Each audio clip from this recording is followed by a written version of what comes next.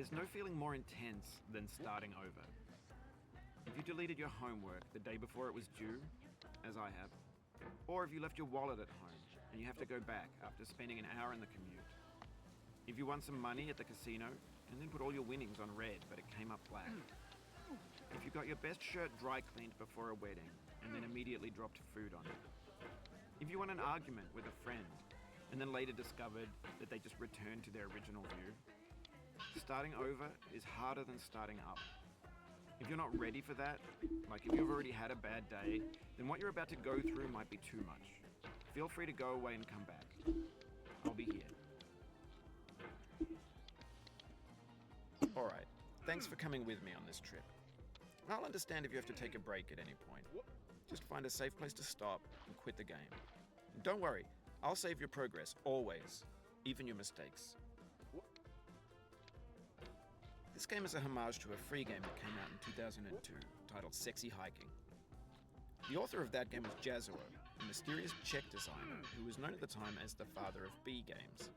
And B games are rough assemblages of found objects. Designers slap them together very quickly and freely, and they're often too rough and unfriendly to gain much of a following. They're built more for the joy of building them than as polished products. In a certain way, Sexy Hiking is the perfect embodiment of a B game. It's built almost entirely out of found and recycled parts, and it's one of the most unusual and unfriendly games of its time. In it, your task is simply to drag yourself up a mountain with a hammer. And that act of climbing, in the digital world or in real life, has certain essential properties that give the game its flavor. No amount of forward progress is guaranteed. Some cliffs are too sheer or too slippery. And the player is constantly, unremittingly in danger of falling and losing everything. Anyway, when you start Sexy Hiking, you're standing next to this dead tree that blocks the way to the entire rest of the game. It might take you an hour to get over that tree, and a lot of people never got past it.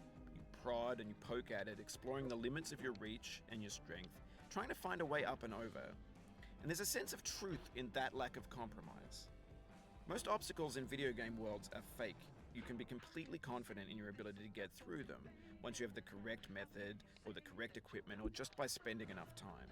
In that sense, every pixelated obstacle in Sexy Hiking is real.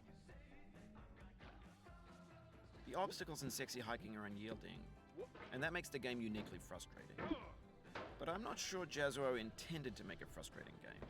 The frustration is just essential to the act of climbing, and it's authentic to the process of building a game about climbing. A funny thing happened to me as I was building this mountain. I'd have an idea for a new obstacle, and I'd build it, test it, and it would usually turn out to be unreasonably hard. But I couldn't bring myself to make it easier.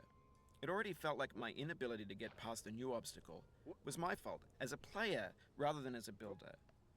Imaginary mountains build themselves from our efforts to climb them, and it's our repeated attempts to reach the summit that turns those mountains into something real. When you're building a video game world, you're building with ideas, and that can be like working with quickset cement.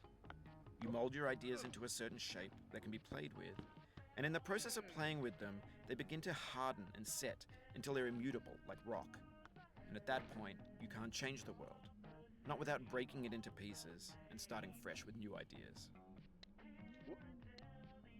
For years now, people have been predicting that games would soon be made out of prefabricated objects, bought in a store and assembled into a world.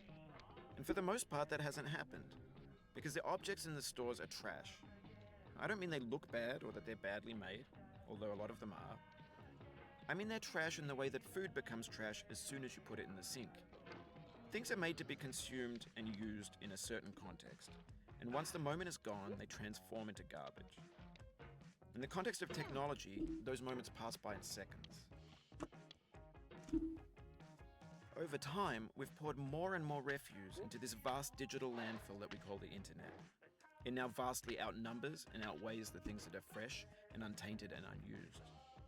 When everything around us is cultural trash, trash becomes the new medium, the lingua franca of the digital age. And you can build culture out of trash. But only trash culture. B games, B movies, B music, B philosophy. Maybe this is what digital culture is. A monstrous mountain of trash, the ash heap of creativity's fountain. A landfill with everything we ever thought of in it. Grand, infinite, and unsorted.